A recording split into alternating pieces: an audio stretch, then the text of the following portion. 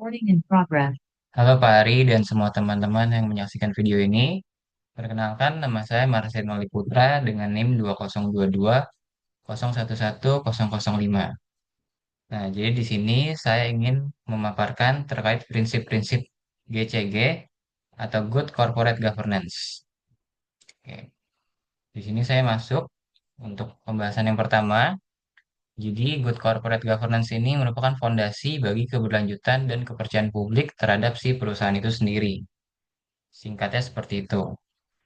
Nah, jadi dampaknya ini ada beberapa dampak. Ini saya bagi ke dalam 5 poin. Jadi ini merupakan dampak yang mungkin saja terjadi kalau GCG-nya ini nggak diterapkan dengan baik.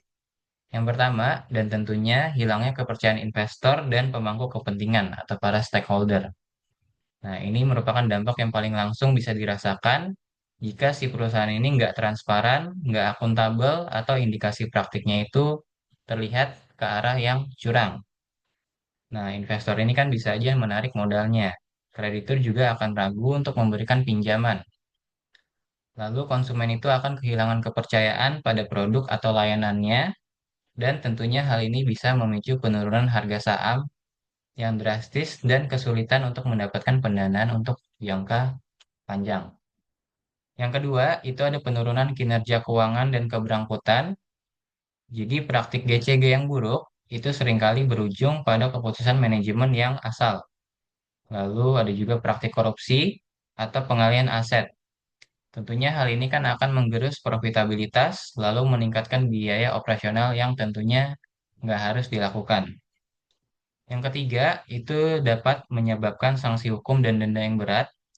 Jadi pelanggaran prinsip ini terutama yang berkaitan dengan transparansi, laporan keuangan, atau etika bisnis, itu seringkali berujung pada tuntutan hukum dari para regulator. Tentunya sanksinya itu merupakan sanksi pidana.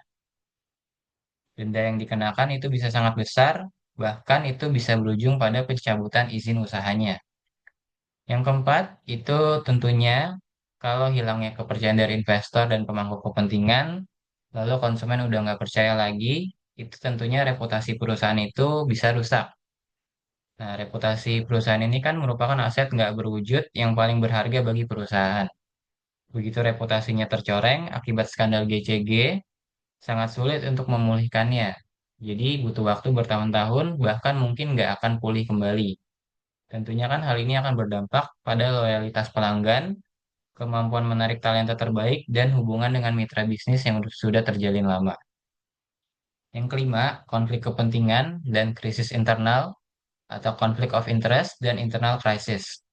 Jadi pengabaian GCG ini seringkali ditandai dengan dominasi pihak tertentu, misalnya pemegang saham mayoritas atau manajemen puncak yang mengabaikan kepentingan stakeholder, dan tentunya hal ini memicu konflik internal, bisa juga menurunkan moral karyawan dan menciptakan lingkungan kerja yang nggak sehat, lalu pada akhirnya itu akan memengaruhi produktivitas para karyawan dan performa si perusahaannya. Oke, lalu saya masuk ke studi kasusnya. Di sini merupakan Enron Scandal. Jadi Enron ini merupakan perusahaan energi Amerika Serikat yang di akhir 1990-an itu dibanggakan sebagai salah satu perusahaan paling inovatif dan terbesar di dunia. Nah, jadi Enron ini itu udah bangkrut karena 3 faktor berikut. Yang pertama, mereka ini melakukan manipulasi laporan keuangan.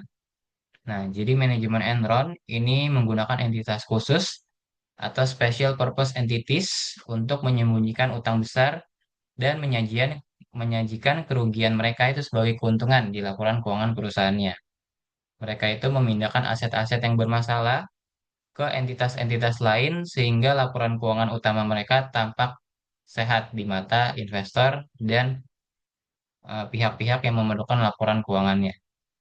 Yang kedua, itu ada konflik of interest atau konflik kepentingan. Jadi si eksekutif kunci termasuk CFO Andrew Fastow itu terlibat dalam transaksi dengan entitas spesial atau mereka ini melakukan transaksi dengan pihak berelasi khusus untuk mengambil keuntungan pribadi dari kesepakatan yang tentunya merugikan perusahaan. Yang ketiga, itu ada kegagalan dewan direksi dan auditor. Nah, Dewan Direksi si Enron ini kan gagal melakukan pengawasan yang memadai terhadap praktik akuntansi.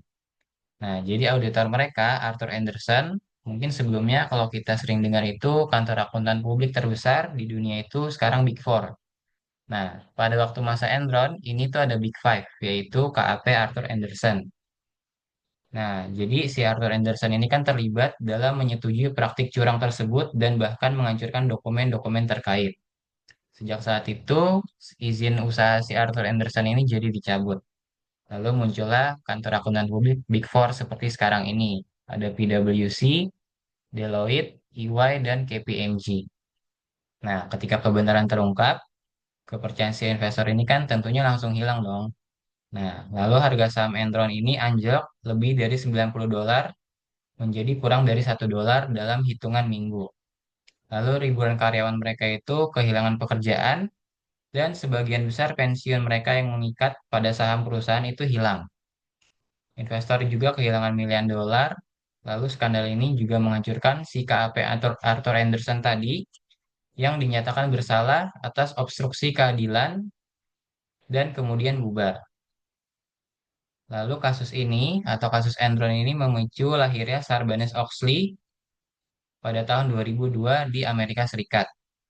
Nah, jadi si Sarbanes-Oxley ini merupakan undang-undang yang ketat untuk meningkatkan tata kelola perusahaan dan akuntabilitas pelaporan keuangan. Ini tuh menunjukkan betapa parahnya dampak kegagalan dari good corporate governance di studi kasus ini, yaitu merujuk pada Enron Scandal. Oke, sekian pemaparan dari saya terkait good corporate governance dan contoh studi kasusnya. Kurang lebihnya mohon maaf. Terima kasih.